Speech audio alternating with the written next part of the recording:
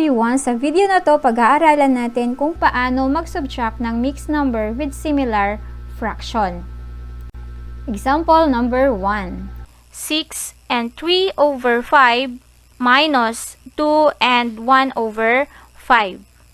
Okay, so kung mapapansin natin, yung dalawang proper fraction natin na 3 over 5 at 1 over 5 ay pareho ang denominator. So kung pareho ang denominator, ang gagawin lang natin is to subtract the whole numbers, which is 6 minus 2. 6 minus 2 is 4. And then, subtract the numerators. Okay, 3 minus 1. Then the next step is to copy the common denominator. The common denominator is 5, so we just copy 5. Okay, and then simplify. We now have 4. 3 minus 1 is 2 over 5. And the final answer is 4 and 2 over 5.